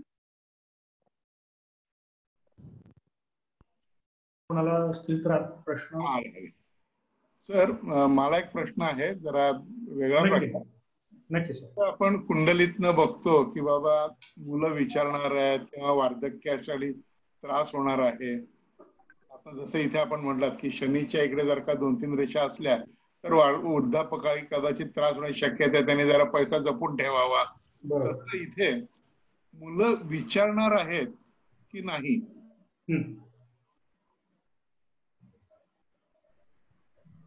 सर या गोष्टी ज्या आहेत त्या शक्यतो आपण मानसिक त्रासामध्ये बघतो. तर हातावरती वृद्धापकाळात जर मानसिक त्रास जास्त असेल तर त्या व्यक्तीला मुलं सांभाळतील की नाही हा प्रश्न नक्की आपल्याला त्या दृष्टीने बघता येतो. Okay okay, thank you. Thank you sir. Sir माझ्या सगळ्यांचे प्रश्न झालेत का सर? हो सर, झालेले आहेत प्रश्न. आणि खूपच चांगलं व्याख्यान झालं, म्हणजे अगदी शॉर्ट बट स्वीट, थोड्या म्हणजे वेळामध्ये त्यांनी अगदी कव्हर केलं सगळं. आणि म्हणजे आता ते नव्या पिढीतले आहेत आणि त्यांनी सगळी टेक्नॉलॉजी PPT वगैरे वापरून म्हणजे आपल्याला अगदी सोपं करून सांगितलं. कारण हा विषय तसा खूप अवघड आहे हस्तसामुद्रिक, की ते रेषांची भाषा आहे ती कळली पाहिजे आपल्याला. तर त्याच्यात त्यांचं अगदी म्हणजे हस्त दिसतोय, त्याला हात खंडा म्हणतात हस्तरेषांमध्ये, असं तर दिसतोय. तर खूप लोकांची मागणी होती आणि आज मला वाटतं बऱ्यापैकी लोकांचं समाधान झालं असेल. आणि मी आता सर आपल्याला काही थोडं बोलायचं आहे. पेंढारकर सरांना पण मी विचारतोय. सर्वप्रथम तुम्हाला धन्यवाद सर, तुम्ही हा प्लॅटफॉर्म मला अवेलेबल करून दिला. जसं तुम्ही म्हणला नवी पिढीतलं, आम्ही खरं तर तुमच्याकडनं सगळं शिकतोय, फक्त त्याच्यात थोडासा टेक्नॉलॉजीने वापर करून गोष्टी सोप्या कशा करता येतील हे देखील म्हणजे आम्ही तुमच्यासारख्याच दिग्गजांकडनं शिकतोय. टेक्नॉलॉजी आत्ता आली, तुम्ही देखील जेव्हा पहिल्यांदा शिकला होता त्यावेळेला जी टेक्नॉलॉजी असेल त्यांनी तुम्ही गोष्टी सोप्या केल्या. आता आम्ही तुमच्या नंतर जे शक्य आहे तेवढा म्हणजे तुमच्या सरकारांच्या मार्गदर्शनाखाली आम्ही त्याच्यात कसं प्रोग्रेस करता येईल तो आम्ही प्रयत्न करतोय. त्यामुळे धन्यवाद सर, तुम्ही मला इथे बोलण्याचा चान्स दिला. धन्यवाद. धन्यवाद सुहास सर, पुन्हा एकदा धन्यवाद. तुमच्या मार्गदर्शनाखाली हे व्याख्यान झालं. धन्यवाद. सविता मॅडम आता आभार प्रदर्शन करणार आहेत, पण त्याच्यापूर्वी मी इनामदार सरांना काही बोलायची इच्छा असेल तर त्यांना विनंती करतो की त्यांनी बोलावं आधी. बरं, मी सांगतो. सविता मॅडम महाडिक मॅडम आहेत ना सर? नाही, सविता कुलकर्णी मॅडम. सविता कुलकर्णी, बरं. त्या आभार प्रदर्शन करणार आहेत. बरं, सरांचं व्याख्यान खूपच चांगलं झालं. पीपीटी पासून काय बघणार आहोत हे कळलं आणि आयुष्य रेषा किंवा भाग्यरेषा कुठनं निघतात. म्हणजे बऱ्याच चंद्राकडनं निघतात, मंगळाकडनं निघतात, सासूरवाडीकडनं निघतात, मिसेस कडनं निघतात. बऱ्याच सगळ्या भाग्यरेषा मी बघत होतो माझ्या हातावर कुठं आहेत का, पण माझ्या हातावर एकच दिसली, मला जास्त काही दिसल्या नाहीयेत. तसे आपण प्रत्येक जणच बघत असणार. आणि त्यातनं अजून जरा ज्ञान जास्त झालं की कुठर रेषा आणि शनी कक्षा. हस्तसामुद्रिक मलाही थोडंफार येतं, बाकीचं बघतो, पण कुठर रेषा म्हटल्यानंतर थोडक्यात एकाला 2 आले म्हणल्यानंतर पैसा जरा कमी झाला, अगदी स्पष्ट शब्दात सांगायचं झालं तर हे तुम्ही चांगल्या प्रकारे सांगितलं. आणि शनी कक्षाच्या बाहेर जर का गेला, जनरली म्हटलं जातं शनी म्हणजे वैताग, शनी म्हणजे त्रास, शनी म्हणजे सगळं कष्ट करायला लावणार. इथं थोडं उलट आहे, शनी कक्षेमध्ये आलं तर पैसा मिळेल, बाहेर गेला तर मिळणार नाही. हे जरा एक वेगळा प्रकार सांगितला, हे मला खूपच आवडलं. आणि थोड्या वेळामध्ये संपूर्ण हस्तशास्त्र शिकण्याचा आमचा सगळ्यांचा जो प्रयत्न होता, थोड्या वेळात सगळं शिकायचं ते काही शक्य नाहीये, पण तुम्ही खूपच चांगल्या प्रकारे सांगितलं. आणि खूप म्हणजे बऱ्याचशा गोष्टी कळल्या, यवचिन्ह माहिती होतं, बाकीच्या कळल्या. बाकीच्याने आमच्या प्रेक्षकांनी, श्रोतृवर्गाने खूप चांगले प्रश्न विचारले. भाग्यरेषा इथेच आली आहे का किंवा अजून ह्या ठिकाणी आली आहे का, आणि प्रत्येकाला उत्सुकता असते, त्या प्रत्येक जणांनी सांगितलं आणि तुम्ही प्रत्येकाला चांगलाच हात दाखवला. तुमचे आभार खरोखर खूपच चांगले. आणि खरं आभार सविता मॅडम मागतीलच, डॉक्टर सविता. आणि खरोखर मजा आली संपूर्ण ऐकायला आणि कुठेही बोर झालं नाही, नक्की. Thank you sir. थँक्यू. इनामदार साहेब, आम्हाला फक्त शनिवार आणि रविवारीच उपलब्ध असतात, म्हणून आम्ही पण म्हणजे त्यांचा लाभ घेतो की जेवढं त्यांना म्हणजे बोलायला देता येईल तेवढं आम्ही प्रयत्न करत असतो. तर आता मी सविता मॅडमला विनंती करतो की त्यांनी समारोपाचे 2 शब्द आणि आभार प्रदर्शनाची जिम्मेदारी पार पाडावी. सविता मॅडम, अनम्यूट करून बोला.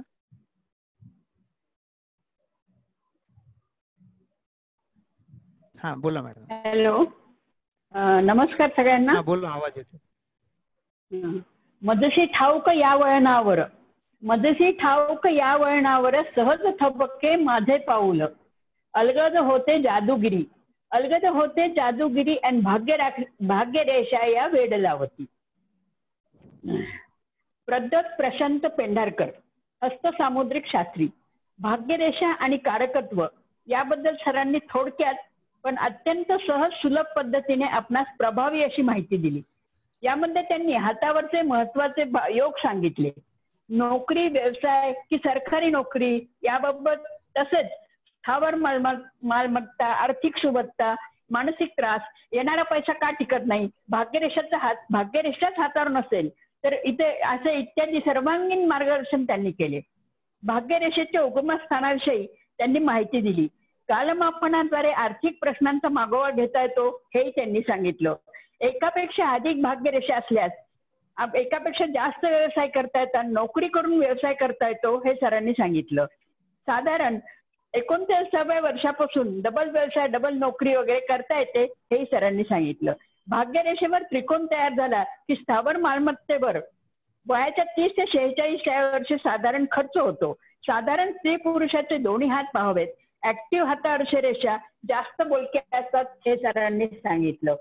भाग्यरेषा मस्तक रेषेला छेदून जाणारी आडवी रेषा, भाग्यरेषा आणि मस्तक रेषेला छेदून जाणारी आडवी रेषा असेल तर आर्थिक त्रासाबद्दल बरोबर मानसिक आणि शारीरिक त्रासही होतो. भाग्यरेषा नसेलच तर अंगठ्यावर मध्यभागी आडवे गव्हाच्या दाण्यासारखे यव चिन्ह असेल तर आयुष्यात पैसा कधीच कमी पडत नाही. रवी रेषा हातावर दिसत असेल तर समाजात मानसन्मान मिळतो. पैसा नसला तरी अडचणीच्या वेळेला पैसा उभा राहतो, हे आपणा सरांनी सांगितले. वयाच्या 12व्या वर्षानंतरच हात पाहावा. तसेच हातावरच्या प्रमुख रेषा बदलत नाही, मात्र प्रभावी रेषा या माणसाच्या आचार विचारानुसार बदलत असतात, हे सरांनी सांगितले. प्रशांत सरांनी आपल्याला खूपच प्रभावी आणि योग्य ती माहिती सहज सुलभ भाषेत दिली, त्याबद्दल मी सरांचे धन्यवाद मानते. स्वागताध्यक्ष सुहास इनामदार यांनी श्री प्रद्योत पेंढारकर यांचा परिचय करून देऊन आपल्या भाग्यरेषांना आमंत्रित केले, त्याबद्दल मी सुहास सरांचे आभार मानते. मनकरीते नक्षत्रांशी कधी अंतरीचे गुज, दोन्ही करांवरील रेषा करती जादू जीवनात. विविध विषयांचे अध्ययन घडवणारे आपल्या आयोजकांचे मी खूप खूप आभार मानते आणि तसेच विविध बहुरंगी विषय घेऊन आपण उद्या भेटतालच अशी आशा करते. धन्यवाद. धन्यवाद सर्वांना. सविता मॅडम, आपले पण धन्यवाद. धन्यवाद सर. धन्यवाद. सगळ्यांना नंबर आपण शेअर केलेला आहे, सरांची लिंक सुद्धा मिळेल आणि मी ग्रुपमध्ये सुद्धा सरांचं कार्ड शेअर करणार आहे.